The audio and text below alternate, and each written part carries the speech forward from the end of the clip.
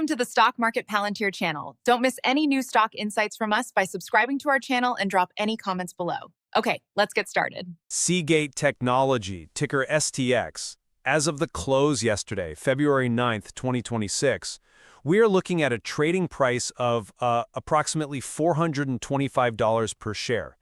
Now, that is a slight retreat from the 52-week high of $459.41. But let's be clear about the scale here.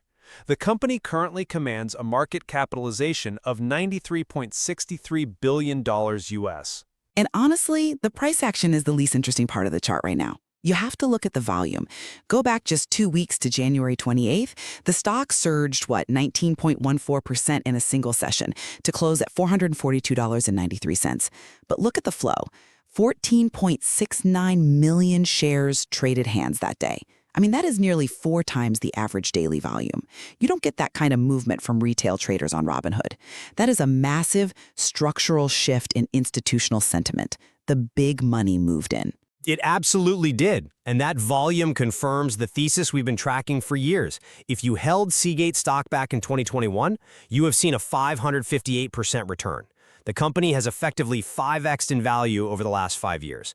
But, that's the past. The question on the table, the only question that matters for anyone holding the stock today, is whether it is mathematically and technologically feasible for this stock to 5x again over the next decade. Are we looking at a path to a $470 billion valuation by 2036? See, that is where I have to pump the brakes. A $470 billion valuation for a hard drive manufacturer, that would put Seagate in the same league as companies like MasterCard or Costco today. Right now, the stock is trading at a PE ratio of 48.55x. That is priced for absolute perfection. I'm here to argue that while the execution has been stellar, the math for another 5x is just incredibly punishing from these levels. You're asking for a miracle on top of a miracle. Well, it's not a miracle, it's a paradigm shift. You are still looking at this as a cyclical hardware legacy play. You're thinking about the Seagate of, say, 2015 that sold drives for laptops. That company is gone. Seagate today is a critical node in AI infrastructure. We aren't just storing family photos anymore. We are storing the training data for the world's intelligence. The market is finally correctly pricing a secular tailwind driven by generative AI. Secular tailwind is a great buzzword. But let's look at the actual numbers from the Q2 2026 financial results. Gladly. Revenue was up 21.5% to $2.83 billion. But the number that really matters, the signal amidst the noise, is the gross margin. It hit a record 42.2%. That is the proof that the manufacturing ramp for their new technology is working. I see the margins and, okay, 42.2% is impressive for Seagate, historically speaking. But you have to look at the competition. You cannot exist in a vacuum. While Seagate is celebrating 42%, their main competitor, Western Digital, is posting gross margins of 45.7%. There is a gap there. They are running completely different technology stacks, though. You know that. Exactly, and that is my point. Let's break down the profitability gap, because this is what I think investors are ignoring. Western Digital is currently generating $8.6 million in profit for every exabyte of storage they ship. Seagate, they are generating just $3.7 million per exabyte. That is less than half the profitability per unit of storage. Western Digital is literally twice as efficient at turning raw materials into cash right now. Why? Because they are using simpler, mature technology. They aren't trying to rewrite the laws of physics. That is such a short-sighted way to view the industry. Western Digital is milking a dying cow. They're squeezing the last drops out of old tech to maximize short-term profit. Seagate is spending that money to build the next cow. That lower profit per exabyte isn't inefficiency, it's the cost of the future. It's the ramp tax for ham heat-assisted magnetic recording. But investors pay for profits, not physics experiments. They pay for longevity. Think about what HAMR actually is. We are talking about mounting a tiny laser on the recording head of a hard drive. It heats a spot on the platter to 400 degrees Celsius for a nanosecond, so data can be written, and then it cools down instantly. That allows for a density the traditional magnetic recording simply cannot achieve. Western Digital is using ePMR and Ultra SMR. It's basically software tricks and shingling data tracks on top of each other. They are getting 20% capacity boosts, sure, but they're hitting a physical wall. They are hitting a wall while walking to the bank with double your profits. For now, but EPMR has a physical ceiling. You can only squeeze so many bits onto a magnetic platter using conventional methods before the magnetic grains become unstable and the data just vanishes. Western Digital is approaching that cliff. Seagate has already built the bridge over it. The Mosaic 3 Plus platform is the only commercial solution with 3 TB per platter. And Mosaic 4 Plus is already in qualification. That's 4 TB per platter, enabling 40 TB drives. In qualification is the favorite phrase of hardware companies that haven't shipped yet. It's imminent. Volume production starts in the second half of this fiscal year. And look further out. They have demonstrated 7 terabytes per platter in the lab. They have a roadmap to 100 terabyte drives by 2030 using silicon photonics. When we get to those densities, the total cost of ownership advantage, the TCO, becomes insurmountable. A hyperscaler like Google or Microsoft doesn't care if the drive costs $50 more to make, if it saves them billions in power, cooling, and rack space over 5 years. Seagate's lower profit per exabyte right now is temporary. Once volume hits, those margins expand, while Western Digital hits a dead end. I'm not convinced. You're assuming the customer will pay a premium for that density forever. But let's pause on the tech and look at the 5x in 10 years math, because even if the tech works, the valuation logic is, terrifying. The math works if you understand capital allocation. Let's run the numbers then. A 5x return from today's $93.63 billion market cap implies a valuation of roughly $488.15 billion. The current PE is nearly 49x. That is an AI hype multiple. Historically, hardware trades at what, 15x, maybe 20x in a good year? Closer to 20x in a growth cycle, yes. Okay, so let's assume sanity returns to the market. If the PE compresses from 49x back down to a standard 20x over the next decade, the share price doesn't just stay flat, it collapses by more than half, unless earnings grow colossally. Just to keep the price flat where it is today, earnings have to more than double to offset that multiple compression. To get a 5x stock return with multiple compression, you need earnings to grow something like 10x or 15x. You need a compound annual growth rate that is virtually impossible for a mature hardware manufacturer. You are ignoring the most powerful lever in Seagate's history: share buybacks. You're looking at market cap growth. I'm looking at share price growth. Those are not the same thing. You mean financial engineering. I mean returning value to shareholders. Seagate has a history of retiring billions in stock. What was it, $5.37 billion previously? If they return to that playbook and they have the cash flow to do it, they could reduce the share count by 5% annually. Over a decade, that reduces the total share count by about 40%. In that scenario, the company's total value, the market cap, doesn't need to 5x. The market cap only needs to go up about 3x to generate a 5x return for the individual shareholder, because each remaining share owns a bigger slice of the pie. That is a much lower hurdle. That sounds fantastic in a spreadsheet, but look at what they actually did look at what they just filed in February. They filed a $6.63 billion shelf registration for new shares. It's for the ESOP, the Employee Stock Ownership Plan. They aren't buying back. They are diluting. They are printing new shares to pay their engineers. That is for talent retention. In an AI engineering market, stock-based compensation is the only way you keep the people who know how to build hammerheads. If you lose those engineers to NVIDIA, you lose the company. It's still dilution. And let's talk about the money required to fund these aggressive buybacks you're dreaming of. They have a wall of high-yield debt maturing between 2029 and 2032. We're talking coupons of 8.25%, 8.5%, and 9.625%. That is expensive debt. When that comes due, servicing it takes priority over buying back shares. They have to pay the bondholders before they pay you. They also have a net leverage ratio of 1.1x right now. Their balance sheet is healthier than it has been in years.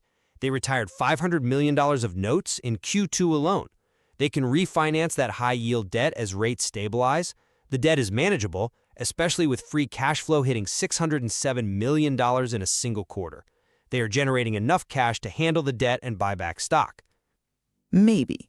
But there is another signal that makes me nervous about this 5x thesis.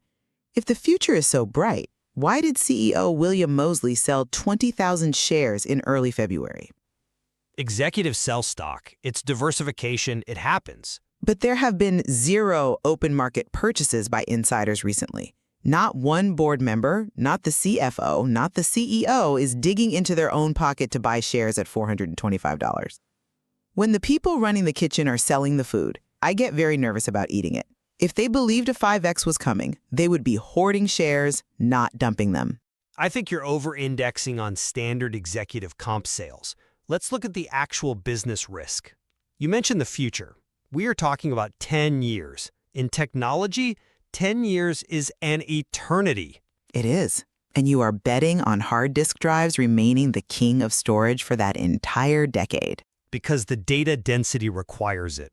But what about the threats? And I don't just mean SSDs, though we should touch on that. I mean the existential stuff. The SSD threat for mass storage is a myth that refuses to die. The all-flash data center has been predicted for a decade, and it hasn't happened. In fact, the gap is widening.